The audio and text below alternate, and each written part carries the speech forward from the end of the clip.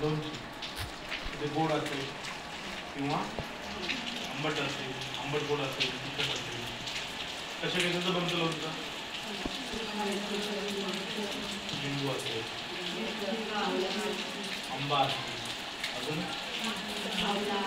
आवळा आहे, मिरची आहे, गाजर आहे, भाजंगी रोड म्हणतो, वांगीचं रोड बनवतात, परत काय काय काय वांगी कोलंबीचं लोणचं आहे की नाही. आणि मसाला पावडर म्हणजे काय? मसाले कोणते मसाले आहेत आपण माहिती पाहिजे.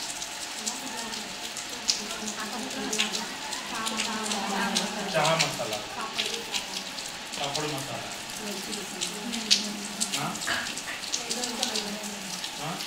लोणचा मसाला, ओला मसाला आहे, कोल्हापुरी मसाला आहे, कोल्हापुरी ओला तिखट मसाला आहे, चिकन मसाला, मटन मसाला, अजून